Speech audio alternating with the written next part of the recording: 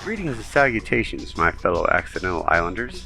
My name is KFM, and I am broadcasting to you from somewhere deep in the Pacific Ocean via crabs on a treadmill-powered coconut transmitter that is wired to the con tower of a derelict ship just off my eastern shore. Partially to relieve my own island boredom, and partially to share her story, I proudly present to you, in the tradition of radio dramas of old, the tales of Danny Driftwood. Danielle Walker was born in rural Arkansas and grew up like most country girls. No stranger to hunting and fishing. Although her love for the mountainous outdoors of Arkansas was strong as a child, it did not compare to the love that she had for the beaches once her college roommate took her to Fort Lauderdale for her first spring break. Now don't misunderstand here. She didn't drop out and become some sort of lazy beach bunny or party girl. No, she threw herself into her studies even with more resolve, because she just fell in love with the whole atmosphere and ambiance of the beach life, especially that of islanders. Sure, coastal inhabitants did have their own lifestyle and culture, but as she visited islands during other vacations, she came to enjoy the rich cultural history, the folk remedies, the architecture, and things of that nature, and just absorbed it like one of the sea sponges that she brought home from vacation. It was due to her habit of disappearing for weeks on end to different beaches that earned her the nickname of Danny Driftwood. Whenever friends or family would look for her, they knew where to find her.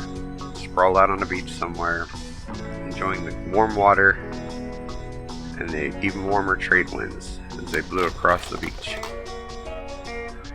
She had changed her studies from general studies into realty, specifically beachfront realty, both commercial and residential. Her goal was to get a job as travel agent, or preferably a realtor for the rich and wealthy looking for opportunities on Golden Shores. Danny expanded her extracurricular activities as well, learning things like surfing, scuba diving, sailing, skills not normally taught at Arkansas universities. She also learned a bit of piloting as she traveled, taking mostly small charter flights to and from islands that couldn't support a larger airport, and her inquisitive mind, combined with the friendliness of a lot of her pilots, had her sitting in the co-pilot seat, learning the basics of flight and even taking the yoke up for a time or two in between short hops. Upon graduating, Danny received a paid internship with Naira Exotic Locales in the Cook Islands, doing exactly what she'd been training for. She could not wipe the smile off her face as she boarded the Flanier jet that her new employers had chartered for her, and she kept the smile on her face as she drifted off into her usual dream of living on her own island one day. Little did she know that her beautiful dream was to become a nightmarish reality a lot sooner than she could have ever expected.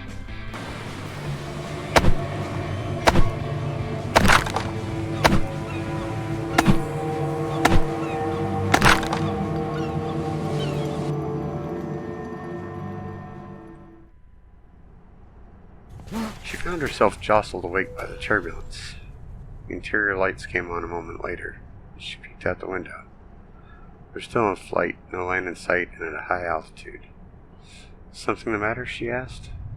Unable to get any replies, turbulence rocked the plane at first, and then an explosion ripped the air from her lungs and pressed every cell in her body against the seat that she sat in.